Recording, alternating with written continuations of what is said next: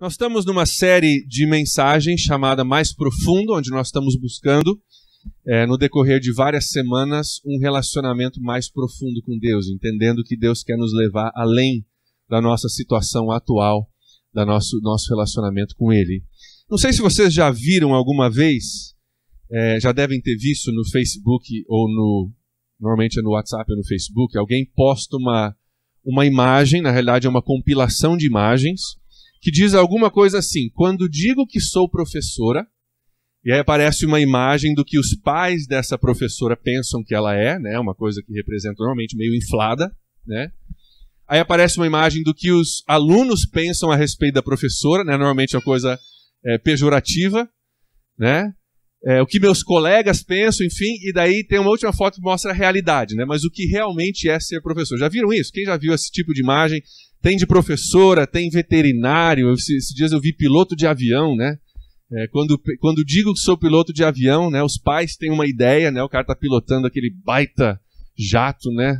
Atravessando o mundo, né? Outros, os que estão no avião, tem uma ideia dele e a realidade dele que às vezes é menos glamourosa do que a gente imagina. Não é verdade? Hoje nós vamos ler uma história, nós vamos focar numa história que é mais ou menos assim, a história de um grupo de pessoas, uma igreja, que tinha uma imagem deles mesmos, um pouco inflada, e aí recebe uma imagem de Deus a respeito deles, que é um pouco mais próxima da realidade. É mais ou menos essa história, de terem visões diferentes e Deus vem com uma realidade, descreve algumas coisas que estavam acontecendo nessa igreja, fala claramente, dá uma visão clara da realidade espiritual deles e chama esse povo para uma caminhada mais profunda com eles. Eu quero olhar essa história contigo hoje, ela se encontra em Apocalipse capítulo 3. Olha lá comigo. Se você é novo na fé, novo com a Bíblia, Apocalipse é bem fácil de achar, né? O último livro. Se você não tem uma Bíblia contigo, vai estar aqui na TV. Se você puder acompanhar comigo, nós vamos ler Apocalipse capítulo 3. Essa é uma carta de Jesus para uma igreja, um grupo de pessoas, a igreja de Laodiceia.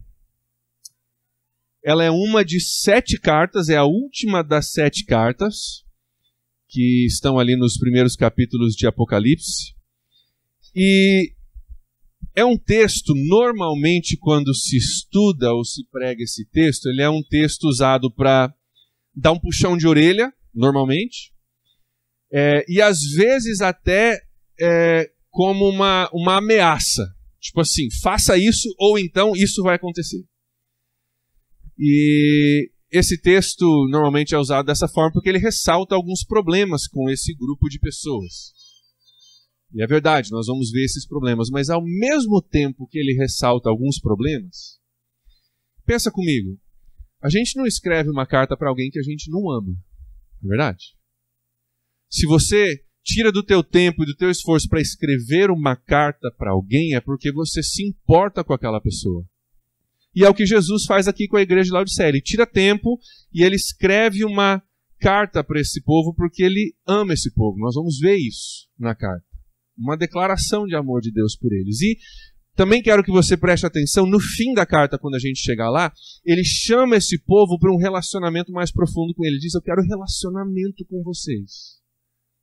Então não é uma carta principalmente para ser um puxão de orelha ou uma ameaça. Uma carta que está chamando eles, mostrando uma imagem verdadeira do que eles são, né? Quando digo que sou da igreja de Laodiceia, eles tinham uma imagem e Jesus tinha outra. Mas no meio disso, tem uma declaração de amor de Deus e um chamado a um relacionamento. Chamado a um relacionamento. Vamos ler a carta juntos a partir do versículo 14 de Apocalipse, versículo 14 do capítulo 3. Diz assim: ao anjo da igreja em Laodiceia, escreva. Abre parênteses aqui. Essa palavra anjo, ela significa mensageiro, tá? A palavra em grego é simplesmente mensageiro. Muito provavelmente se refere aqui ao pastor da igreja. Então escreva uma carta, Jesus dizendo, ao pastor da igreja de Laodiceia. Realmente tinha uma cidade, Laodiceia, tinha uma igreja lá. Então não é que essa igreja tinha anjo. O cara pensa, pô, essa igreja era top. Tinha um anjo e o cara lia a carta ainda. Essa igreja era, né? Então provavelmente está dizendo, escreva ao pastor da igreja em Laodiceia. Então, pensando no âmbito de carta, está aqui o nosso destinatário. Destinatário, pastor da igreja em Laodiceia. Agora ele vem com o remetente. Continuando a nossa leitura. O remetente. Essas são as palavras do Amém. A testemunha fiel e verdadeira, o soberano da criação de Deus. Então ele está dizendo quem é que está escrevendo essa carta. Ele começa com o Amém. Eu sou o Amém. Quando a gente ora, a gente termina a oração com em nome de Jesus, Amém. Jesus está dizendo, eu sou a última palavra. Eu sou aquele que tem a última palavra. Sou eu que estou escrevendo. Ele continua dizendo, eu sou a testemunha. Testemunha é simplesmente alguém que vê algo e relata aquilo que viu, certo? Se você é testemunha de alguma coisa, você simplesmente relata aquilo que você viu. Ele está dizendo, eu sou uma testemunha. Estou vendo alguma coisa, eu vou relatar para vocês. Mas ele não termina por aí. Ele diz, eu sou a testemunha fiel e verdadeira. Eu vou relatar uma coisa para vocês, e o que eu vou relatar, creiam que é verdadeiro e é fiel o que eu vou dizer. Está explicando quem é que está escrevendo essa carta. O soberano da criação de Deus, ele encerra. Daí ele entra no corpo da carta, aquilo que ele quer dizer, e é uma parte bem interessante, porque Deus usa várias coisas que existiam em Laodiceia, naquela cidade, naquele lugar físico em que essa igreja se encontrava. Ele usa várias coisas para falar com eles sobre a vida espiritual deles. E é bem interessante. Eu quero descrever, para você pegar a riqueza do texto, um pouquinho da cidade de Laodiceia. Tem uma foto que o pessoal vai colocar de algumas ruínas da cidade. Essa cidade existia, hoje são simplesmente ruínas, tem cidades ao redor, mas era uma cidade muito importante naquela época, e era uma cidade, entre algumas coisas, era muito rica. Uma cidade muito rica. Ela ficava bem à beira de uma estrada que trazia e levava muitos bens materiais. Estava ao longo de uma rota de muita troca de bens materiais, e por isso era uma cidade próspera, muito próspera. Era também um polo da indústria têxtil, tinha criação de ovelhas e tinha muita lã que saía dali, muitas vestimentas, nós vamos ver detalhes disso mais para frente. E era uma cidade também com um centro médico muito famoso na região. O pessoal sabia, Laodiceia, cara, tem um centro médico, inclusive, que produzia um colírio especial. Naquela época era muito bem conhecido. E é interessante porque essas coisas vão aparecer no corpo da carta. Inclusive tem mais um detalhe que é um detalhe um pouco vergonhoso da cidade de Laodiceia. Apesar de ser uma cidade rica, próspera, com médicos, indústria têxtil e tudo mais, essa cidade ela não tinha água potável nela mesma ali. Não tinha água que chegava, que era própria daquela cidade. O que eles precisavam fazer é encanar a água de duas cidades vizinhas que chegasse até em Laodiceia. E isso também aparece para nós no texto. Vamos ver no restante do texto como Jesus usa essas imagens para falar com eles a partir do versículo 15. Jesus diz assim, conheço as suas obras.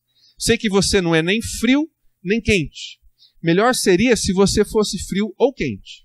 Assim, porque você é morno, não frio nem quente, estou a ponto de vomitá-lo da minha boca. Versículo 17. Você diz, estou rico, adquiri riquezas e não preciso de nada.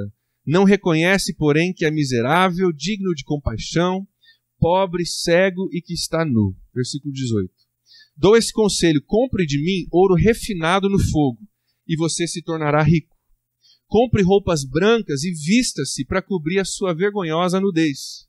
Compre colírio para ungir os seus olhos e poder enxergar. Jesus começa no corpo da carta falando sobre a temperatura espiritual deles, no versículo 15. Ele começa se referindo à temperatura, e ele está falando da temperatura espiritual deles.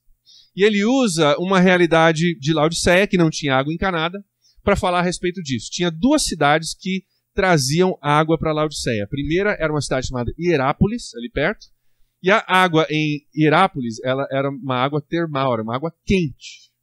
A outra cidade era a cidade de Colosse, e lá vinha água fria. Tem uma foto aqui que eles vão mostrar, que mostra até alguns aquedutos que traziam essa água dessa cidade. Dá para ver aí? os aquedutos. Perceba que estão vendo um pouco de sedimento no aqueduto? Dá para ver que tem um cano, mas tem uma sujeira em volta ali, encrustada no meio desse aqueduto. Essa sujeira é que essa água vinha com muito cálcio, a ponto de eles ter que trocar em vários canos porque ela se depositava, entupia o cano e não vinha água para a cidade. Tinha muito cálcio nessa água e dava um gosto ruim para a água, que vinha com muito sedimento. Um outro detalhe é que a água de Herápolis que vinha era quente, mas ela vinha num aqueduto, quando ela chegava na cidade já não estava mais quente, estava morna. A água que vinha de Colossi era gelada, refrescante, mas porque ela vinha canalizada, quando chegava na cidade já chegava também morna. Nem quente e nem fria. E aí ficava um negócio problemático para uma cidade populosa, rica, até certa forma um pouco ensoberbecida pela sua riqueza. Um negócio problemático, porque água quente tem utilidade, não tem? Um banhinho quente é a melhor coisa que tem no inverno, né? Uma água bem quentinha, uma delícia. Para lavar louça, né? As senhoras aí principalmente vão poder atestar isso, lavar louça com água quente é a melhor coisa que tem. Ajuda. Para cozinhar, água quente, muito bom, até mesmo para a saúde, não é verdade? Fazer uma compressa quente. Água quente tem muita utilidade. Água quente é uma bênção. A água fria também é uma bênção para a nossa vida. Nos refresca num dia de calor. Mas a água morna é um negócio complicado, né? A água morna ela nem refresca e nem é útil para as outras coisas que a gente gostaria de usar. É um meio termo que não serve nem para uma aplicação e nem para outra aplicação. E é exatamente isso que Jesus está falando para eles aqui em Laodiceia. E era uma coisa prática, eles sabiam da realidade disso, eles viviam essa realidade. Jesus está dizendo, vocês estão numa temperatura que não é nem frio nem quente. E vocês estão num meio termo que não é muito útil no reino de Deus. Vocês estão num meio termo que não tem muita utilidade. E eu quero que você note uma coisa aqui. A crítica normalmente de Laodiceia, quando se fala a respeito ou se lê a respeito de Laodiceia, é que eles eram frios. O problema da igreja de Laodiceia é que eles eram frios, mas na realidade não é isso que a carta diz. A carta diz que vocês não são nem frios e nem quentes. Então o problema não era frieza espiritual, principalmente. Nós vamos ver qual era o problema daqui a pouquinho. E lembre que essa água, por causa do cálcio, tinha um gosto ruim. Inclusive, a história nos conta que muitos visitantes que vinham para Laodiceia tinham dificuldade bebendo a água, pelo cálcio e sedimento que vinha, a ponto de dar náuseas em algumas pessoas que não tinham costume com aquela água que vinha de Laodiceia. Jesus pega um gancho em tudo isso que está acontecendo e ele diz, olha, assim como a qualidade da sua vida espiritual, a qualidade da sua água não é boa, a temperatura não é boa, a qualidade da sua vida espiritual não está legal e a temperatura da sua vida espiritual também não está legal. E aí nos versículos 17 e 18, os próximos dois, ele descreve o verdadeiro problema desse grupo de pessoas. Não era frieza espiritual. Ele descreve o verdadeiro problema. Olha lá o que diz. Versículo 17. Você diz, estou rico, adquiri riquezas e não preciso de nada, mas não reconhece, porém, que é miserável, digno de compaixão, pobre, cego e que está nu. Laodiceia era uma cidade muito rica, como eu te falei, tão rica, imagine isso. No ano 60 depois de Cristo, teve um terremoto em Laodiceia que destruiu a cidade. E a cidade fazia parte do Império Romano. No Império Romano se levantou falando, olha, essa cidade é importante, nós precisamos de você nessa rota aí de bens que vão e vêm, nós precisamos da sua produção de lã, o centro médico é importante. Então o Império Romano vai pagar para reconstruir essa cidade, no ano 60. Sabe o que o povo de Laodiceia disse? O povo falou assim, nós não precisamos da sua ajuda, Império Romano. Nós temos em nós mesmos aqui recursos na cidade, nós temos recursos necessários para reconstruir a cidade, nós não precisamos da sua ajuda. Alguém ofereceu para reconstruir a cidade, eles não aceitaram. Porque não, a gente consegue, deixa com a gente que a gente consegue sozinho, não precisamos da sua ajuda. A igreja em Laodiceia, eu acho que estava absorvendo um pouquinho dessa atitude. Não, a gente é rico, vou deixar. Não precisamos de ajuda de ninguém fora, porque a gente tem o que a gente precisa. É o que Jesus diz no versículo 17. Estou rico, adquiri riquezas e não preciso de nada. Essa atitude da cidade começou a entrar na igreja. E como aquelas descrições que a gente falou no começo, que aparecem no Facebook e no WhatsApp, eles tinham uma imagem de si muito grandiosa. Nós temos riquezas, nós temos o que precisamos, não precisamos de nada. E Jesus vê uma realidade bem diferente. E o que ele diz deles ali é: vocês são, na realidade, miseráveis, dignos de compaixão, pobres, cegos e nus. Interessante que tem uma outra igreja que recebe uma carta no capítulo 2, a igreja de Esmirna. Eles se achavam pobres. Mas na carta Jesus, não, vocês são ricos. Nem sempre a imagem que a gente tem de nós mesmos é aquilo que Deus sabe ser verdade, não é verdade? Com a igreja de Laodiceia, Jesus diz, não, vocês pensam que são ricos, mas na realidade vocês são pobres. E aí a gente descobre a raiz do problema em Laodiceia. Sabe qual era o problema com essa igreja? Satisfação. A raiz dessa frieza ou dessa mornidão que aconteceu não era nada mais do que uma satisfação com aquilo que eu tenho ao meu redor. Então a crítica de Jesus não era uma frieza, mas eu tenho recursos, eu tenho tudo que eu preciso, está bom assim, e eles estacionam com uma satisfação e um contentamento porque eu tenho tudo que eu preciso, não me falta nada. Não é que eles voltam as costas para Jesus e decidem caminhar sem Ele, não é isso? Mas eles se contentam com o que têm, se tornam mornos na sua caminhada e, por um lado, não voltam as costas em Jesus e, por outro lado, também não buscam nada mais dele. Porque está tudo bem. Aqui mesmo eu paro, aqui eu me estaciono e se torna, não é rebelião, mas também é um sentimento de autossuficiência, que eu consigo sozinho. E param de buscar Deus. Versículo 18, Jesus continua escrevendo para ele dizendo o seguinte: dou esse conselho, compre de mim ouro refinado no fogo, e você se tornará rico. Cidade muito próspera, mas Deus diz para eles, eu tenho algo muito mais valioso do que todo o dinheiro que rola aí na tua cidade. Eu tenho algo chamado ouro refinado, que é algo tão precioso, um tesouro que dinheiro nenhum compra. Ele começa a abrir os olhos deles para uma realidade diferente. Ele continua dizendo, compre roupas brancas e vista-se para cobrir a sua vergonhosa nudez. Laodiceia, como eu te falei, era um polo da indústria têxtil, tinha uma lã preta em Laodiceia, muito macia, que era vendida ali, casacos dessa lã preta. Se você na época tinha um casaco de lã preta de Laodiceia, você estava muito bem vestido. E Jesus, usando isso, pegando um gancho nessa realidade, ele diz, eu sei que aí na tua cidade tem muita roupa boa, eu sei que vocês andam muito bem vestidos, mas tem uma roupa que eu tenho, que eu posso te oferecer, que é muito melhor, muito maior, muito mais preciosa do que qualquer coisa que vocês possam produzir aí na sua cidade. E ele usa o termo branco, ele está criando um contraste. A roupa famosa de vocês é uma lã preta. A minha é branca, que representa a pureza, representa o perdão, representa a justiça de Deus em nós, o agir de Deus em nós. Eu tenho algo melhor do que vocês já têm. Deus está dizendo, não pare aí, vocês estão satisfeitos com um monte de coisa e eu tenho algo muito melhor do que vocês estão se contentando em ter. Ele continua dizendo, compre colírio para ungir os seus olhos e poder enxergar.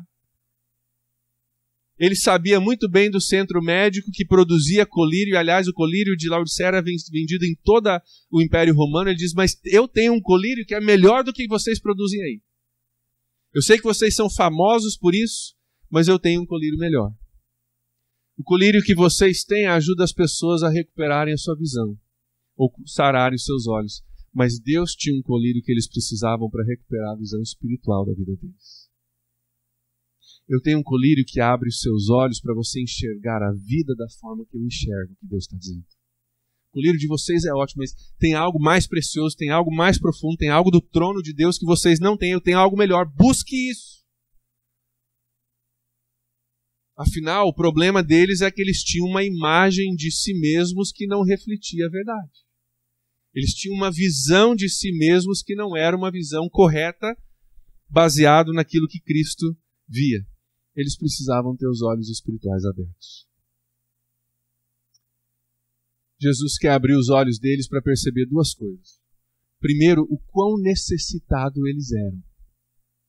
Essa foi a primeira batalha de Jesus. Eu preciso que você entenda uma coisa. Você não é o que pensa. Você é muito mais necessitado do que você imagina. Essa é a primeira batalha dele. A segunda, eu tenho muito mais para te oferecer do que você imagina. Primeiro, você precisa entender, você é mais necessitado do que você enxerga. Segundo, eu tenho muito mais para você do que você está enxergando. Você precisa ter sua visão espiritual corrigida.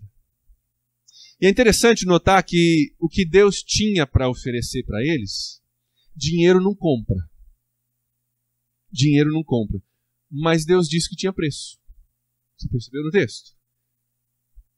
Ouro refinado, vestes brancas, um colírio que cura a minha visão espiritual. Tem algo ali que não tem preço. Você não compra com dinheiro. Mas o texto diz, compre de mim. Versículo 18.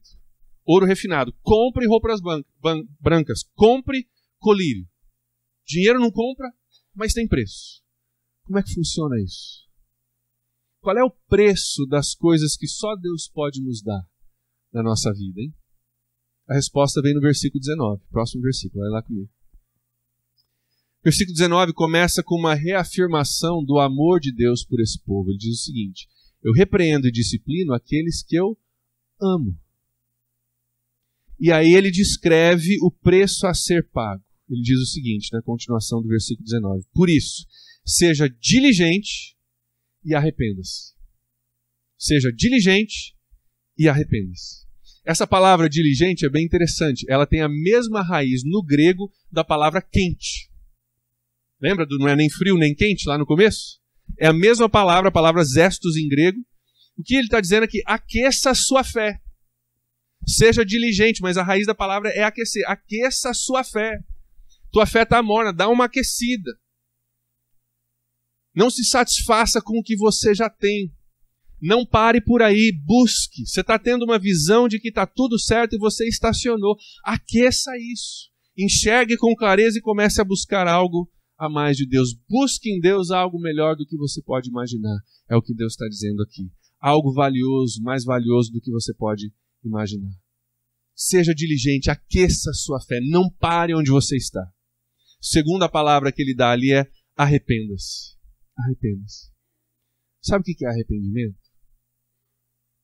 A gente muitas vezes liga arrependimento com uma emoção ou um momento de muita emoção. Normalmente as pessoas vindo para frente, chorando. Gente, esses momentos são fantásticos. Eu espero que você tenha e muitos deles. Mas o arrependimento significa uma mudança de forma de pensar. E muitas vezes é isso que está acontecendo. Quando a pessoa está aqui na frente, está chorando, Deus está trabalhando, está mudando a forma dela de pensar. Mas independentemente ou não de ter toda essa emoção por trás, arrependimento significa mude a sua forma de pensar. Jesus está dizendo, para você poder ter essas coisas que só eu posso dar e que dinheiro não compra, mas tem preço, você precisa mudar a sua forma de pensar. Pare de pensar com a visão humana.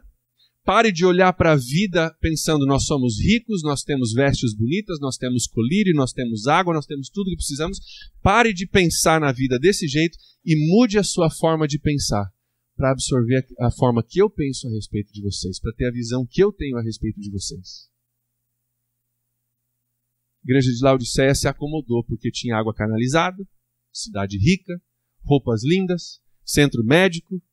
E nos olhos humanos, aos olhos humanos e pensamentos humanos, não faltava nada. Não faltava nada. Mas Deus queria chamar eles um pouco mais profundo. Deus queria levar eles além daquilo que eles estavam enxergando naquele momento. E aí Deus pega o ouro que eles tinham naquela cidade, a prosperidade, e diz, eu tenho um ouro melhor, um ouro puro. Deus pega as roupas bonitas que eles tinham, ele diz, eu tenho vestes mais bonitas e mais preciosas, vestes brancas para vocês. Deus pega o colírio que eles tinham e diz, eu tenho um colírio que não só trata o seu olho físico, mas trata a sua visão espiritual também. E ele chama eles para uma caminhada mais profunda. Vamos trazer isso um pouquinho para a nossa realidade hoje? Onde é que eu, e talvez você, tenhamos nos contentado com algo que parece muito bom e muito razoável, mas que é infinitamente menor do que aquilo que Deus tem para a gente? Será que a gente tem se contentado com coisas boas? Pastor, são coisas boas, são bênçãos. São coisas que me alegram e eu me alegro junto contigo. Mas será que a gente se contenta com coisas boas que são menos do que coisas de Deus na nossa vida? Sabe por que eu pergunto? Porque esse contentamento que pegou os irmãos lá de Laodiceia e fez com que eles se tornassem mornos, satisfeitos, parados, estagnados, esse negócio pega. Esse negócio pega. Esse sentimento de que não, assim já está bom, não precisa mais nada, nós temos o suficiente, temos até mais do que a maioria se a gente for olhar ao nosso redor. Esse negócio pega. E pega na gente. Deus diz para eles, vocês estão contentes porque vocês só enxergam com seus olhos humanos. Mas se você tivesse a visão espiritual que eu tenho, você enxergaria que você pode ter muito mais. Pode ter muito mais. Deixa eu te perguntar algumas coisas. Quais são as áreas da sua vida, da minha vida, talvez, onde aos olhos humanos está tudo beleza? Pastor, está tudo certo, nós não precisamos de mais nada. Nós estamos melhor do que a maioria. Está tudo certo. Será que Deus diria o mesmo se Ele fosse descrever essa área da tua vida? Deixa eu repetir. Quais são as áreas das nossas vidas onde a gente diria, cara, está tudo beleza? A nossa imagem, quando digo que sou André, né, a minha imagem é essa. Se Deus fosse descrever a imagem dele, Ele diria a mesma coisa sobre essas áreas da minha vida, que está tudo beleza? Ou será que a descrição dele seria um pouco diferente? Será que tem alguma área da nossa vida onde nós estamos satisfeitos com menos do que Deus quer nos dar? Pensando que estamos ricos e abastados e Deus diz, cara, se você soubesse, primeiro, a tua condição, segundo, o que eu tenho para você, a gente caminharia diferente. Você não estaria parado, você aqueceria a tua fé, você buscaria, porque você veria algo que você não está enxergando agora. Teu casamento tá bom? Deus tem mais para você no teu casamento. Pastor, meu casamento tá beleza. Pastor, tamo rico, tamo abastado, não precisamos de mais nada. Glória a Deus por isso. Deus tem mais. Será que no nosso casamento a gente pensa, não, a gente vive bem, a gente não tem discussões, a gente vive em paz. Glória a Deus por isso. Teu casamento já está tão legal que ele está afetando pessoas ao teu redor. Você está investindo na vida de alguém. Tem tanto bom de Deus em você que está transbordando e afetando outros casamentos ao seu redor? Ou será que não, para nós, a nossa necessidade está satisfeita. Nós estamos bem. Vai além. Deus tem mais. Tua família está legal? Como é que está a tua família? Sabia que Deus tem muito mais? Mesmo se ela estiver legal, pastor, a família está redonda, graças a Deus, todo mundo caminhando em união, todo mundo servindo a Cristo, nós estamos bem. Glória a Deus por isso, Deus tem mais. Deus tem mais. Teu ministério está bem? Aqui dentro da igreja ou fora? A forma de você servir a Jesus, da forma que você serve. Está bem? Pastor, está muito bem, está vindo gente, e Deus está movendo, e o negócio está acontecendo, nós estamos aprendendo. Show de bola. Deus tem mais. Deus tem mais. Como é que a gente chega lá, hein? Como é que a gente chega nesse ponto que Deus está falando com essa igreja? Olha, eu quero que vocês cheguem lá. Como é que a gente chega lá? Sendo diligente, nos arrependendo, ou traduzindo, não pensando mais como eu pensava, não pensando do padrão do mundo, de observar a vida ao meu redor e decidir se está bem ou não. Eu vou abandonar esse padrão do mundo, não vou me satisfazer com coisas superficiais, mas vou buscar aquilo que Deus tem para mim.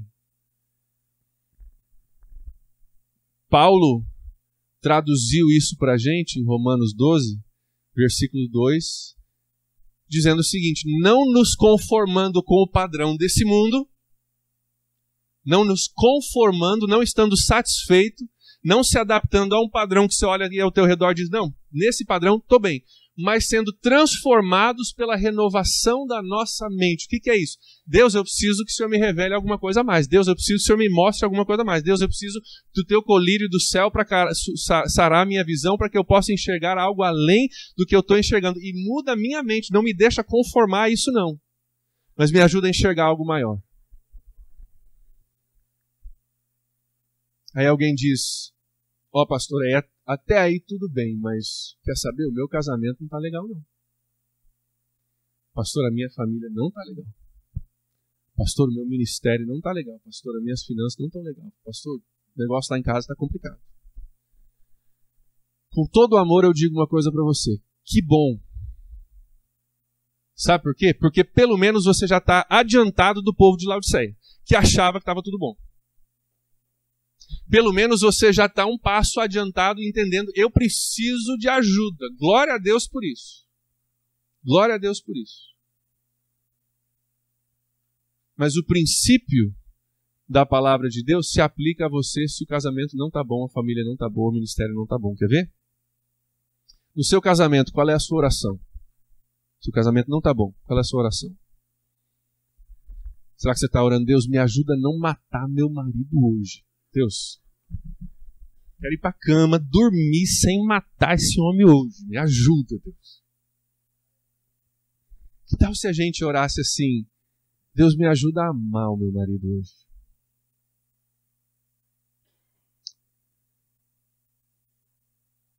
Deus, faz com que meu filho volte para casa antes das 2h da manhã.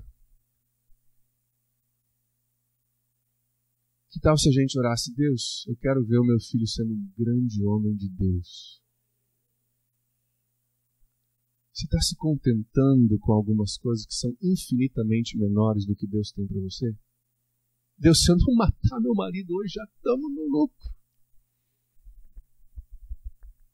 E se a gente tivesse a audácia de dizer, Deus, eu creio, e a tua palavra me diz, abre os meus olhos para entender que o teu chamado para mim é amar o meu marido, é amar minha esposa, é amar os meus filhos, é amar aqueles que eu ministro, é amar os meus colegas de trabalho. Então o Senhor me fortaleça para que eu possa viver isso que o Senhor me chama para fazer. E buscássemos de Deus algo mais profundo, algo que vem de dentro, que nos transforma. A teologia da prosperidade no Brasil, se você não sabe o que é, um nome complicado, esses ensinamentos que tem por aí de que se você vier para a igreja e você fizer tal coisa, e você trouxer não sei o quê, e eles dão uma lista de coisas que tem que fazer, tudo na tua vida vai dar bem. Você vai ter riqueza, vai ter conforto, você vai se dar bem, o ano que vem você vai estar com 3 carros, 5 empresas, jatinho. Essa ideia de que se você fizer as coisas certinho, Deus te dá riqueza. Essa teologia da prosperidade no Brasil, ela gerou 2 problemas na igreja brasileira que eu vejo. O primeiro problema é muito óbvio, que é o foco em conforto e bens e riqueza e, se eu for para aquela igreja, se eu fizer aquele negócio, eu vou ser rico. Esse é o primeiro mal que a teologia da prosperidade fez. Mas sabe qual é o segundo mal que é muito mais perigoso do que esse primeiro mal? É a satisfação que se eu tiver rico e tiver conforto, tá bom. A teologia da prosperidade criou um negócio assim, não. Então, se eu tiver 5 empresas e 3 carros e nada mais, não tenho relacionamento com Deus, mas sou rico, sou famoso e tenho conforto, já fechou para mim, tá bom demais. E cria-se um contentamento e uma satisfação similar à igreja de Laodiceia. Sou rico, não me falta nada, estamos bem. Quando o que Deus quer para a gente é muito mais profundo, é um relacionamento com Ele. Deus quer um relacionamento contigo. Jesus termina a carta chamando eles para o relacionamento. Olha o versículo 20. Jesus diz assim, eis que estou à porta e bato. Se alguém ouvir a minha voz e abrir a porta, entrarei e cearei com ele e ele comigo. Normalmente nós ouvimos esse versículo na hora de um apelo para salvação, né? Eis que estou à porta e bato, se você abrir a porta do seu coração, Jesus vai vir. E ele vem mesmo. Mas esse versículo foi escrito para uma igreja, foi escrito para salvos. Ele convida eles aqui para uma caminhada mais profunda. Ele diz, não se satisfaça com as coisas que estão ao seu redor, venha ter relacionamento comigo. Estou na porta, estou batendo, eu quero entrar, eu quero ceiar contigo, eu quero sentar na mesa e a gente conversar como amigos. Eu quero ter um relacionamento. Você tem um monte de coisa ao teu redor, mas o mais importante é um relacionamento com Deus. compartilhar uma refeição juntos, conversar entre amigos, caminhar mais próximo de Deus. Será que tem alguém entre nós hoje que está se satisfazendo com coisas boas, mas que são menores do que Deus tem para a gente? Será que em algum momento da nossa caminhada a gente estacionou, perdeu a visão espiritual, nos conformamos com algo que é menos do que o ideal de Deus para a nossa vida?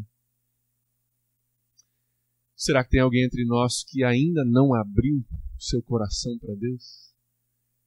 Será que tem alguém aqui que ainda não abriu essa porta, não convidou Jesus para entrar, para ter um relacionamento contigo? Eu creio que Deus quer nos levar mais profundo com Ele hoje. Eu creio que Deus quer abrir os nossos olhos espirituais hoje. Eu creio que Deus quer nos mostrar o quanto nós precisamos sim dEle. Eu creio que Deus quer gerar diligência, aquecimento na nossa caminhada espiritual com Ele hoje, para que a gente possa ir mais longe, mais fundo. Ele quer que nós venhamos comprar dEle hoje algo muito melhor, algo que o mundo não oferece, algo que dinheiro não compra e algo que nada mais satisfaz como aquilo que Deus pode oferecer. Feche seus olhos comigo, vamos orar?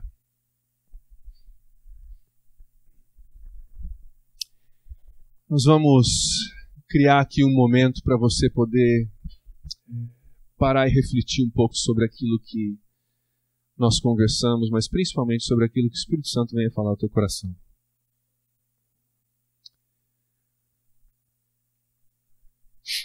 Não sei você, mas eu preciso ter os meus olhos sarados de vez em quando. Preciso de um colírio de Deus que muda a minha forma de enxergar. Eu preciso não me conformar ao padrão desse mundo, mas ser transformado por Jesus. Preciso entender que eu estou satisfeito com um monte de coisa. E a imagem que eu tenho de mim mesmo é muito boa, está tudo certo, está tudo beleza. Mas aí Deus vem de vez em quando e Deus fala: posso compartilhar contigo a imagem que eu tenho? Posso falar contigo o que eu vejo? Que eu vejo aqui você tem uma necessidade muito grande. O que eu vejo, o que eu quero fazer contigo através de você, na tua vida, na tua família, no teu casamento, é muito maior do que você está enxergando. Para a gente chegar lá, temos que aquecer a nossa fé, o nosso relacionamento com Ele. Ser diligentes, buscar, orar, clamar, crer. Orar pedindo mais do que aquele mínimo que a gente às vezes crê. E nos arrepender, mudar a nossa forma de pensar. Deus, nós precisamos da Tua ajuda, Pai. Nós precisamos da Tua ajuda. Porque os nossos olhos tão facilmente se prendem a coisas que a gente consegue medir com as nossas formas humanas. Eu creio que o Senhor está nos chamando, ó Deus, em várias áreas das nossas vidas, cada um na sua área diferente, cada um de uma forma diferente, mas o Senhor quer nos chamar a algo muito mais profundo, algo muito maior, algo muito melhor, algo muito mais precioso, que dinheiro não compra, mas que satisfaz como nada mais. O Espírito Santo abre os nossos olhos hoje. Espírito Santo, ajuda-nos a enxergar a nossa necessidade. Dá-nos humildade para entender, ó Deus, que sem o Senhor nós não somos nada. Que se nós tivermos tudo, mas não tivermos o Senhor, nós não temos nada. Que se nós tivermos o Senhor e não tivermos mais nada, nós temos tudo.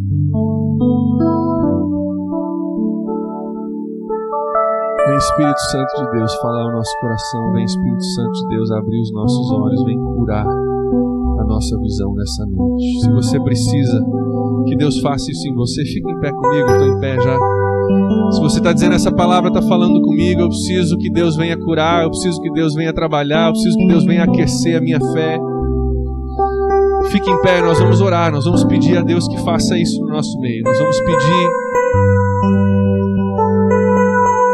que Deus venha abrir os nossos olhos, mudar o nosso coração, transformar o nosso entendimento, nos levar mais profundo com Ele. Sabe por que esse ficar em pé é importante? Porque é uma forma de você reconhecer e expressar: eu preciso de ajuda. E só nisso é meio caminho andado. Só nisso já é uma expressão de você dizer: Deus, estou entendendo. Meus olhos já estão se abrindo através da Tua palavra para saber que eu preciso de ajuda. E agora, Deus, nós oramos, tendo feito essa parte de reconhecer que precisamos de ajuda, tendo os nossos olhos abertos, ó Deus, até certo ponto. Nós pedimos que agora o Senhor venha, Deus, e nos ajude a enxergar não somente a nossa necessidade, mas aquilo que o Senhor tem para nós. Pai, nos perdoa por nos conformarmos ao padrão desse mundo, a nos conformarmos, a nos satisfazermos, a nos tornarmos mornos, sem muita utilidade nem para uma coisa nem para outra. Não voltamos as nossas costas no Senhor, mas também paramos de buscar porque estamos satisfeitos. Abre os nossos olhos, Deus, dá-nos visão espiritual nessa noite, em nome de Jesus. Espírito Santo, eu peço que o Senhor deposite agora mesmo no coração de teus filhos, das tuas filhas aqui uma palavra, uma imagem na mente deles, algo do trono de Deus, que abra os nossos olhos para crer muito além daquilo que a gente pode enxergar, daquilo que a gente imagina ser possível. Deus, em nome de Jesus, abre os nossos olhos. Espírito Santo, pega desse colírio de Deus e aplica nos nossos olhos espirituais. Abre os nossos olhos, conserta a nossa visão. Dá-nos, ó Deus, vestes puras para vestir. Dá-nos, ó Deus, uma veste que representa a Tua santidade, o Teu perdão, a Tua vida em nós, algo que dinheiro não compra, mas quando nós buscamos, o Senhor diz: eu tenho para te dar. Seja diligente, arrependa-se e eu te dou. Então, Pai, nessa noite nós buscamos do Senhor isso, nós mudamos a nossa forma de pensar. Deus, nos dá dessas vestes, nos transforma, Deus, nos dá da Tua justiça, da Tua paz, da Tua graça, Deus. Nos reveste do Senhor e da Tua presença de uma forma renovada nessa noite, em nome de Jesus, Pai.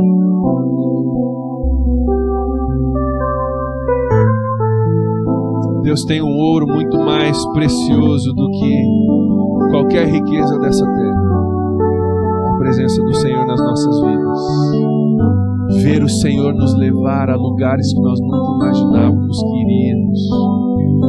Ver o Senhor usar a nós com as nossas imperfeições e incapacidades, mas o Senhor às vezes nos usa e nos abençoa. A gente consegue tocar a vida de alguém, a gente vê o Espírito Santo movendo. Deus, isso é mais precioso do que qualquer outra coisa. E é esse ouro que nós buscamos, Deus. Nós não vamos nos satisfazer com riquezas materiais aqui sem ter isso que é muito mais precioso do Senhor. Cada um que está em pé nessa noite, Deus, eu creio que está em pé porque busca do Senhor, está em pé porque quer aquecer esse relacionamento, dizer: Deus, nos ajuda. Então vem, Espírito Santo, nos aquecer, vem, Espírito Santo, nos aborrecer onde nós precisamos ser incomodados, para que saiamos do lugar, para que busquemos. Vem mudar a nossa forma de pensar, vem mudar nossas orações, vem mudar, ó Deus, a nossa forma de agir.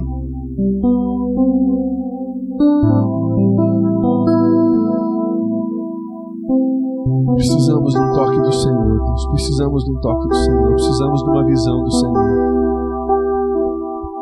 Gostaria que aí onde você está, você falasse com Deus agora. Você fala: Deus, abre os meus olhos. Deus, abre o meu coração. Deus, me ajuda a enxergar o que o Senhor está enxergando. Deus, eu quero ter uma visão verdadeira da minha vida. Deus, o que precisa mudar? Deus, o que está legal? O que eu acho que está legal, o que não está legal? Coisa nenhuma. Deus, me ajuda. Deus, onde é que eu parei? Deus, onde é que eu estacionei? Deus, onde é que eu me satisfiz com coisas boas, mas infinitamente menores do que o Senhor tem para mim?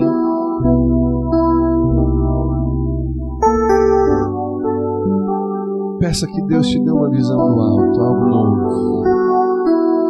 Dá-me, Deus, uma visão do alto. Algo novo nessa noite. Pai, eu oro em nome de Jesus por qualquer pessoa também no nosso meio nessa noite que ainda não abriu o coração para o Senhor. Que está aqui, está investigando, está ouvindo, está sentindo, mas ainda não abriu essa porta, ainda não falou: olha, eu quero entregar minha vida para Deus, eu quero viver para Ele, eu quero entrar nesse caminho, nessa aventura. Deus, que hoje possa ser a noite e dizer: está faltando alguma coisa na minha vida. E se Deus pode oferecer algo maior do que eu posso imaginar e algo melhor do que o dinheiro pode comprar, então eu quero. Pai, que hoje possa ser a noite dessa pessoa ou pessoas abrir o coração para o Senhor. Dizer: Deus, eu quero aquilo que o Senhor tem para mim. Deus, eu quero aquilo que o dinheiro não compra. Talvez tem pessoas no nosso meio que estão distantes, conhecem a palavra. Relacionamento contigo não é algo que eles desconhecem, mas estão distantes do Senhor, estiveram distantes por um bom tempo. Pai, em nome de Jesus, que hoje seja o momento de decidir voltar. Que hoje seja o momento de dizer: não vou mais me conformar com o padrão desse mundo, mas vou ser transformado pela renovação da minha mente, por aquilo que a palavra de Deus, o Espírito Santo de Deus está falando no meu coração. Hoje eu vou voltar. Hoje eu não vou me satisfazer com aquilo que o mundo me oferece. Hoje eu vou buscar algo muito maior. Eu vou aquecer, eu vou ser diligente, eu vou buscar algo do trono de Deus, algo do céu, que me satisfaça como nada mais. Que hoje seja o dia, Pai, de muitos no nosso meio.